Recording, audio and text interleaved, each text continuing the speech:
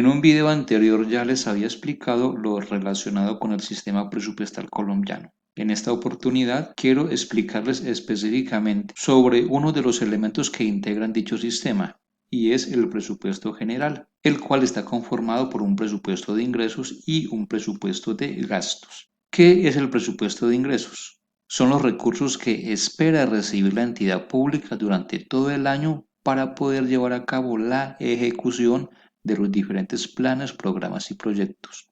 Recordemos que sin esos ingresos, ese presupuesto aprobado y esos planes, programas y proyectos no podrán llevarse a cabo. Necesariamente se necesitan de unos ingresos provenientes de diferentes fuentes de financiación.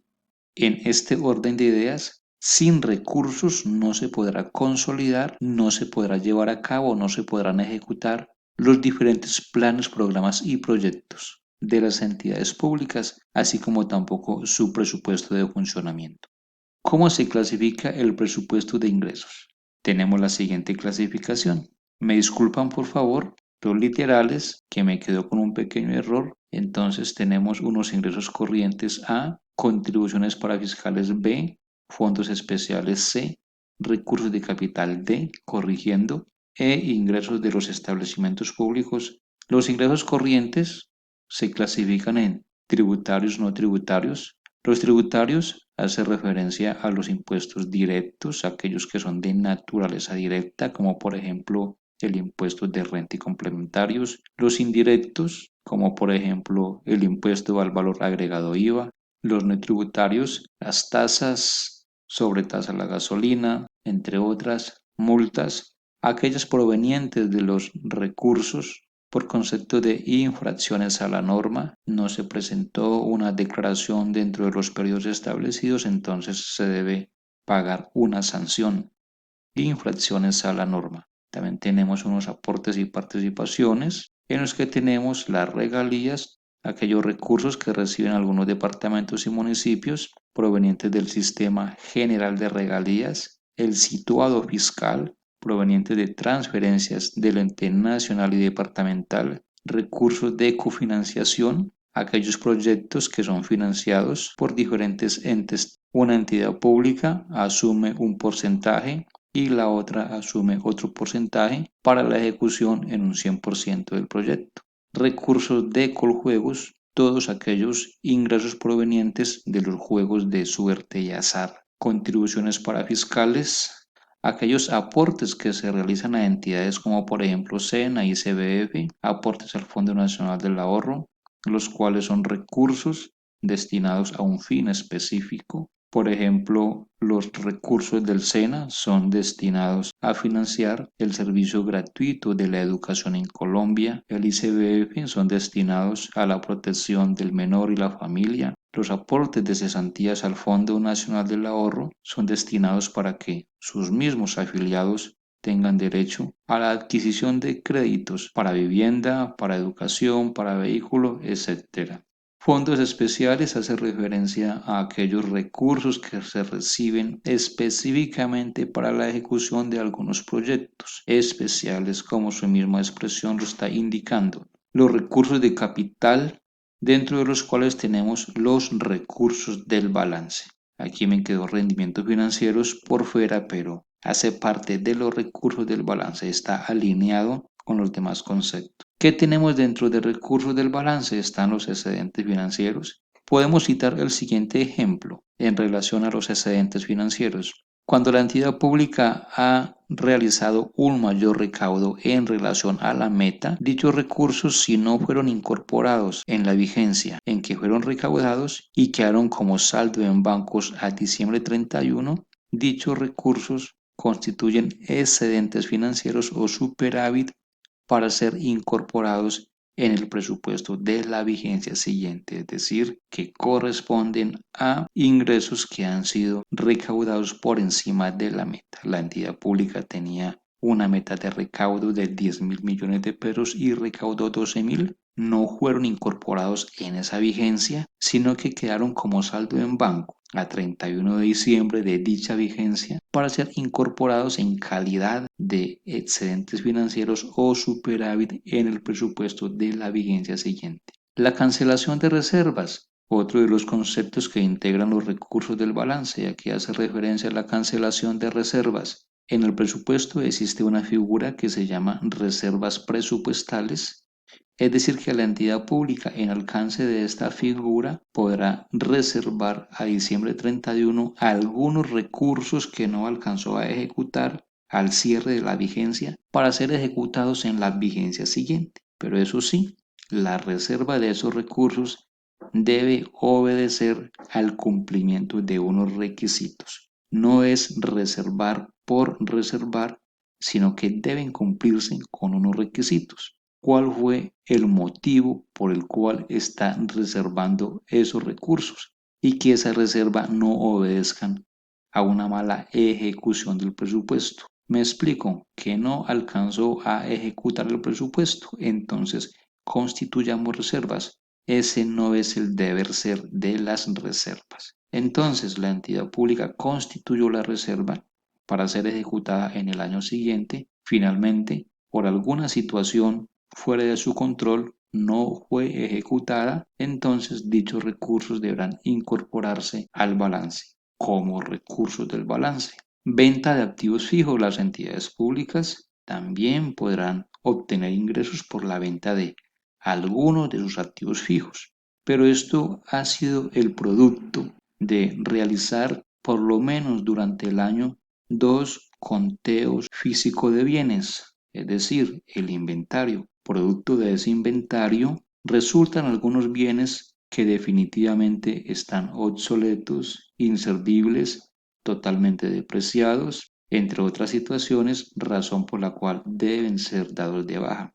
En el momento en que han sido dados de baja, existe la opción de que algunos de esos bienes, por sus características de funcionalidad, puedan ser sometidos a operación de subasta u operación de martillo a través del Banco Popular. El Banco Popular los presenta en subasta, habrán algunos interesados en esos bienes, los compran, tan pronto se realiza la transacción, el banco cobra su comisión y le entregará a la entidad pública lo que le corresponde. Estos dineros constituirán para la entidad pública ingresos por venta de activos fijos. Recuperación de cartera. ¿A qué hace referencia la recuperación de cartera? Las entidades públicas también podrán tener cartera vencida que ya han castigado, es decir, hicieron un proceso de depuración de los activos corrientes deudores. Esos activos no podían continuar estando en el balance como activos, los cuales fueron sometidos a un proceso de castigo de cartera, siendo llevados a las cuentas de orden donde se les sigue ejerciendo un control.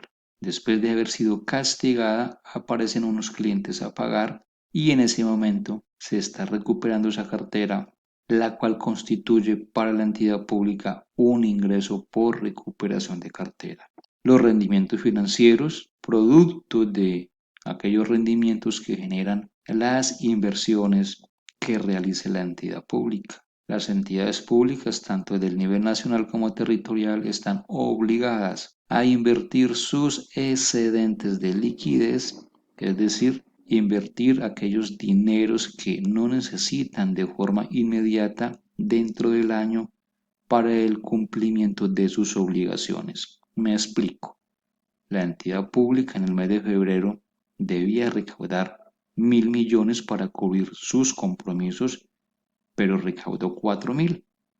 Es decir, que de esos 4.000 saca los 1.000 millones que necesita para cumplir con sus obligaciones, con sus compromisos y le quedan 3.000 en bancos. Estos dineros sobrantes en bancos constituyen excedentes de liquidez, totalmente diferentes a los excedentes financieros.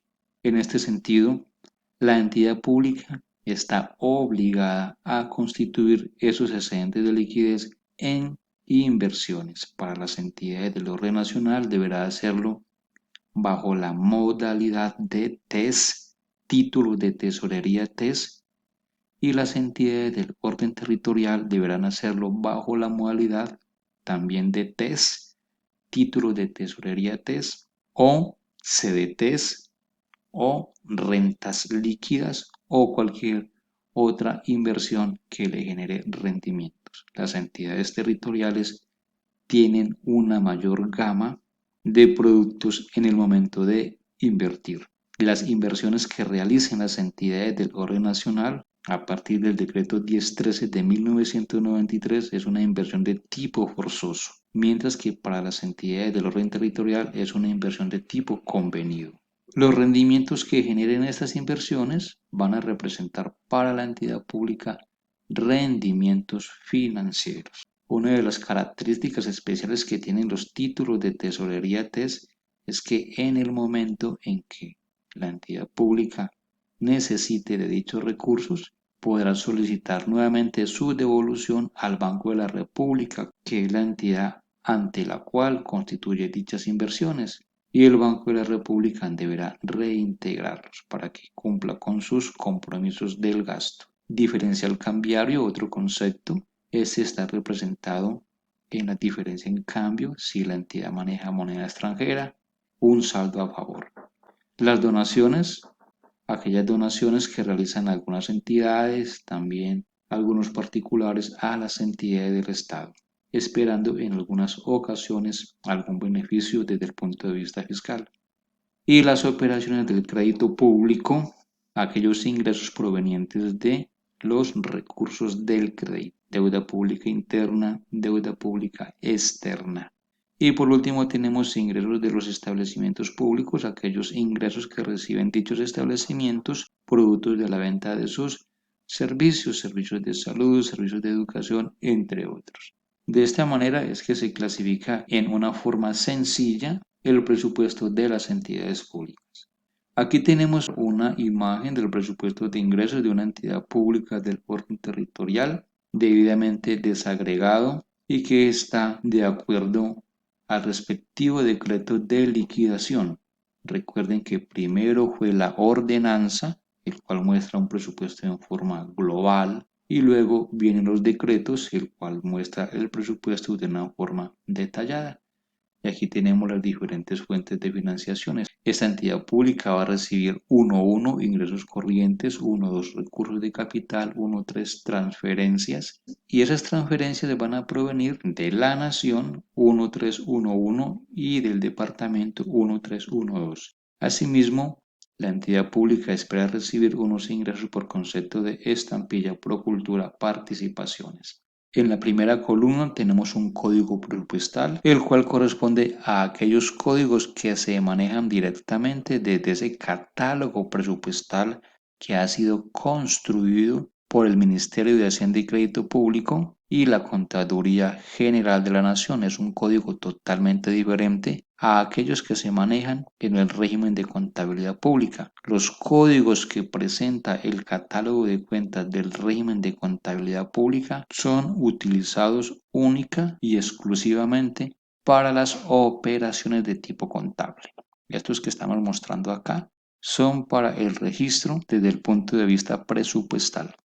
Tenemos también esta columna que corresponde a los valores autorizados de recaudo durante esta vigencia fiscal. Son 13.509.756.630 pesos la meta de recaudo por parte de esta entidad. Puede que cumpla con su meta, puede que la sobrepase o puede que no alcance. Todo ello va a depender de la gestión de sus gobernantes. Continuemos con el presupuesto de gastos. ¿Qué es el presupuesto de gastos? Corresponde a los valores apropiados en gastos para atender la ejecución de los diferentes planes, programas y proyectos, los cuales serán ejecutados con los recursos obtenidos a través de las diferentes fuentes de ingresos. Se vuelve a mencionar lo mismo.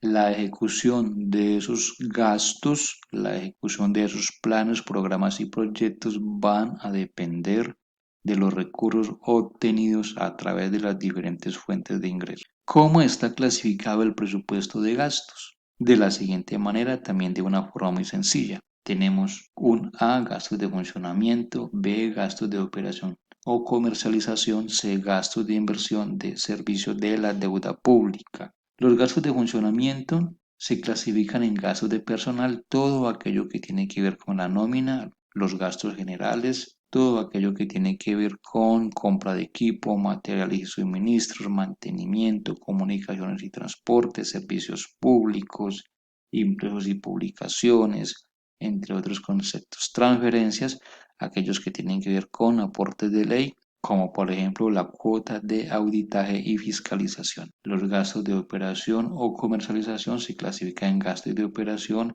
gastos de comercialización, aquellos insumos que deban ser adquiridos en la ejecución de algunos proyectos que generarán algunos productos que de manera posterior se podrán comercializar. Gastos de inversión aplicado a los diferentes programas y sectores, sector vivienda, sector salud, sector educación, sector cultura, sector deporte, entre otros. Y el servicio de la deuda pública, la cual se divide en deuda pública interna y deuda pública externa. Interna provenientes de la financiación con la banca nacional y la deuda pública externa provenientes de préstamos u obligaciones adquiridos de la banca internacional. Aquí tenemos un ejemplo de distribución de un presupuesto de gastos, también producto de ese decreto de liquidación, donde existe un detallado del presupuesto de esa entidad pública, una primera columna que corresponde al código presupuestal, ya sabemos de dónde sale, catálogo general del presupuesto, y una última columna que hace referencia a las autorizaciones, los valores autorizados para ejecutar en cada uno de los conceptos del gasto. Demos alcance a la clasificación del presupuesto que vimos en la diapositiva anterior. Tenemos unos gastos de funcionamiento 2.1, tenemos servicios de la deuda pública 2.2 y tenemos gastos de inversión 2.3. Los gastos de funcionamiento se dividen en gastos de personal 2.11, gastos generales 2.12 y transferencias 2.13. Los gastos de personal se dividen en 2.111 asociados a la nómina, todo lo de nómina, 2.112 gastos de personal indirectos, entre ellos tenemos únicamente honorarios, pueden haber más, como por ejemplo supernumerarios, y 213 contribuciones inherentes a la nómina, todo lo que tiene que ver con los aportes a salud y parafiscales.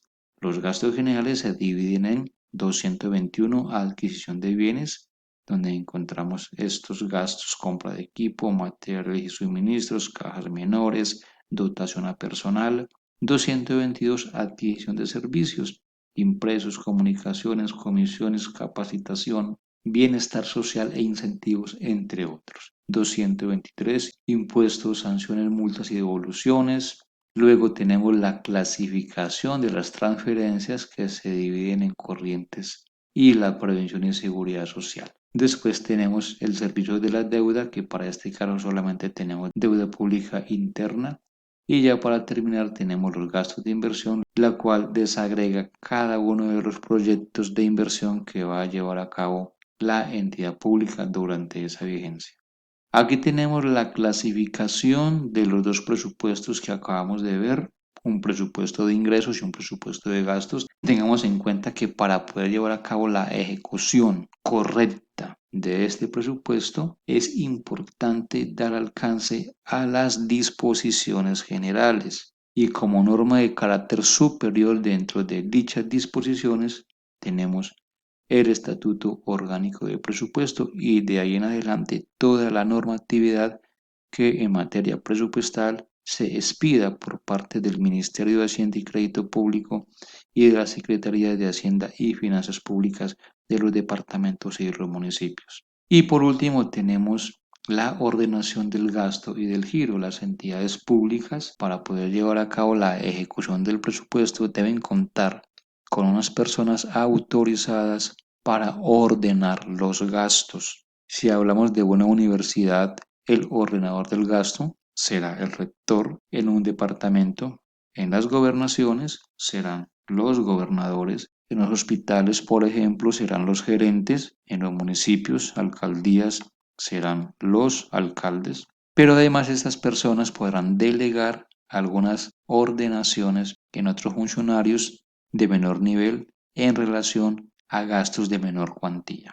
Sin esa ordenación no podrá darse inicio a la ejecución del presupuesto, que se presenta en la siguiente gráfica, proceso de ejecución pasiva del presupuesto. Tengamos en cuenta lo siguiente, y es que para poderle dar inicio a la ejecución presupuestal, primero se debe contar con un presupuesto aprobado en funcionamiento, servicios de la deuda, inversión, gastos de operación, gastos de comercialización, la cual inicia con la ordenación del gasto para que se pueda expedir el respectivo certificado de disponibilidad presupuestal.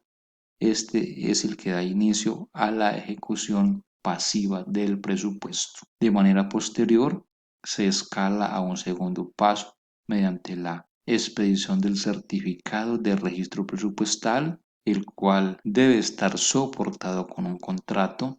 Luego viene el giro presupuestal mediante el cual se ordena el pago y finalmente se realiza el pago. Estos son los pasos dentro de ese ciclo presupuestal o cadena básica presupuestal para poder llevar a cabo la ejecución pasiva del presupuesto. En un video más adelante vamos a hablar de la cadena básica presupuestal, donde explicaremos paso a paso cada uno de estos documentos que se elaboran dentro del proceso de ejecución pasiva del presupuesto y que son pasos que deben darse en la medida en que también se va avanzando en el proceso contable. Esto significa que tanto lo contable como lo presupuestal, su proceso debe desarrollarse de manera paralela. Ninguno de los dos se desarrolla individualmente. En la medida en que presupuesto da un paso, contabilidad también da otro paso. Y así sucesivamente hasta llegar al último escalón del proceso de ejecución pasiva del presupuesto.